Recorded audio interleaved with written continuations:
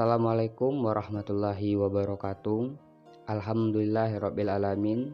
Wassalatu wassalamu ala asrofil anbiya'i wal mursalin Sayyidina Muhammad wa ala alihi wa sahbihi ajma'in. Selamat pagi sahabat beriman, dimanapun kalian berada.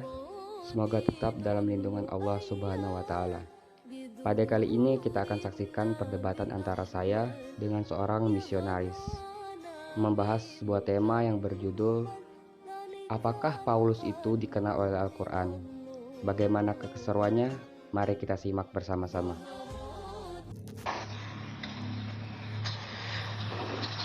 Tidak apa-apa bro, kalau kamu memetik ayat ini tidak apa-apa, sebab kami menerima para nabi menerima hukum begini, jangan berdusta ya toh. Jadi kami ini sudah mengalami hal ini, bahwa kami itu tidak akan menipu siapapun. Ya, apalagi kami memitnah dengan Tuhan. Tidak, kami mengasihi Tuhan, bukan memitnah dengan Tuhan. Tapi Allah lah yang ingin memitnah orang-orang Islam seperti kalian. Lah justru Paulus tuh yang ngajarin nipu. Justru Paulus loh yang ngajarin nipu. Justru Paulus weh. Apa kata Paulus?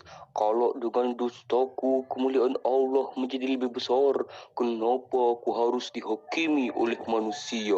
Tuh. Sekali lagi saya ingatkan, baca kembali Injil Anda, baca. Paulus yang nipu atau Muhammad yang nipu? Ayo jujur dong ya. Kamu tidak tahu kisah hidup kisah hidup Paulus seperti apa. Nggak usah banyak bacot, nggak usah asumsi kosong kalau anda tidak tahu apa-apa tentang Paulus.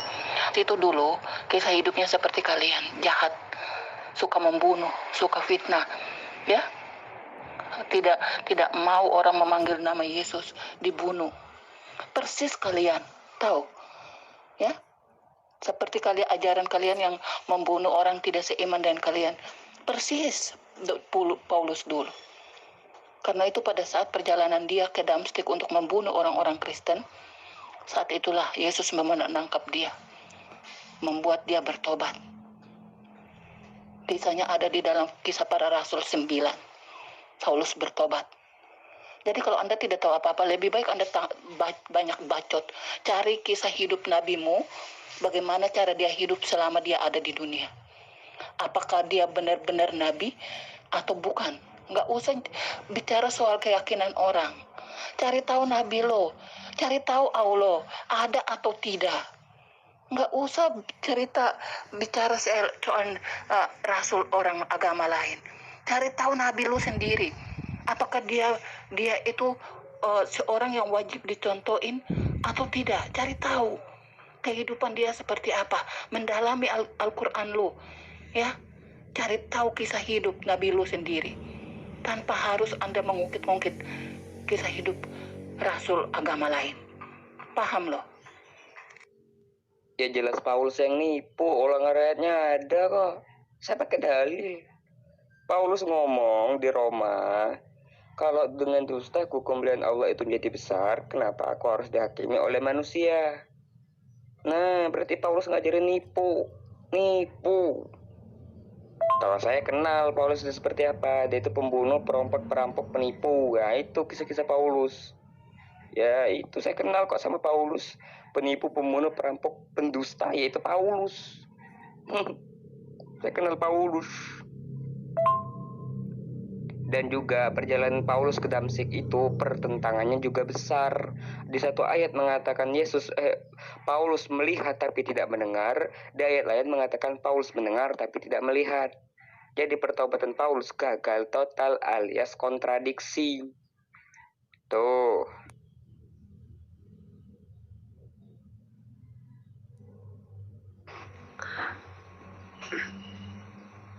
Coba Anda tampilkan ayat di dalam Al-Quran yang mengatakan bahwa Paulus itu palsu. Silakan. Saya akan tunggu.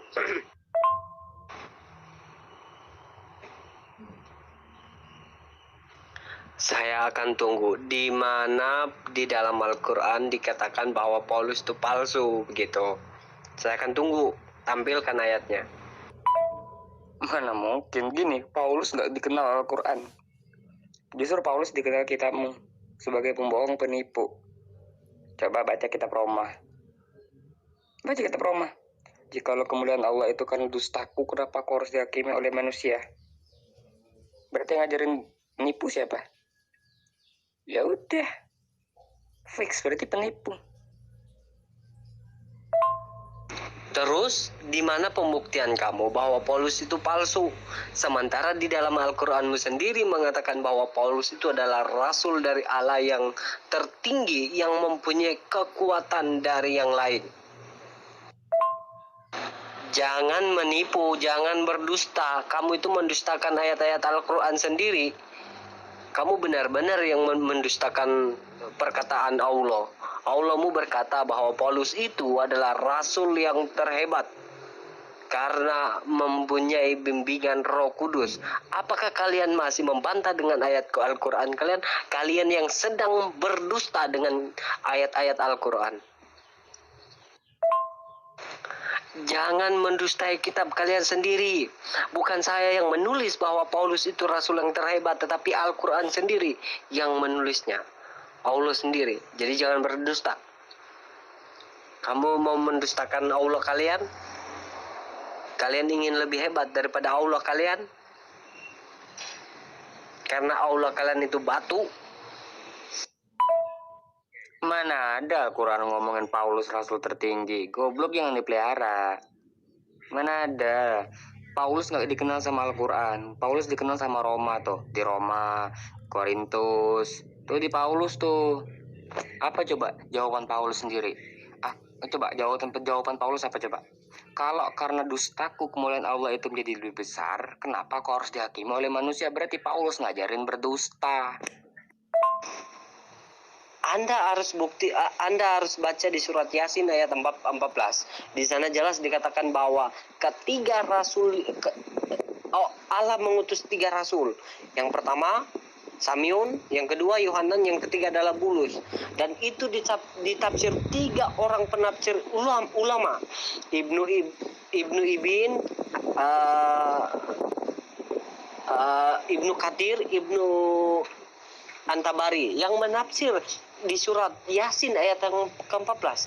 Masa kalian mendustakan lagi? Itu jelas terang benderang bahwa yang menafsir itu bukan kekristenan tetapi Islam sendiri. Ulama sendiri yang menafsir bahwa ketiga rasul itu adalah utusan dari Tuhan dan ketiga itu adalah Paulus.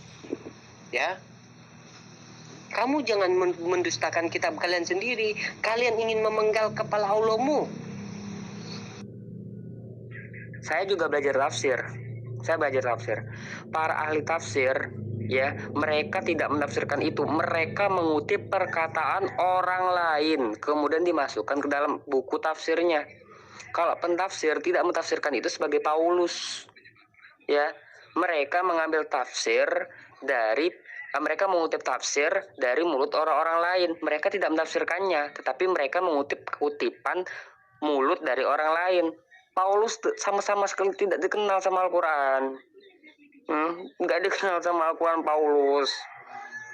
Para ahli tafsir tidak menafsirkan Bulus itu sebagai Paulus. Ya, mereka mengutip kutipan dari orang lain yang memberikan mereka mengambil kutipan orang lain. Ya, bukan mereka yang mentafsirkan, tapi mereka mengambil kutipan orang lain. Ngerti? Makanya jangan babin, jangan umi. Tafsir harus dibaca penuh-penuh, harus dibaca satu-satu.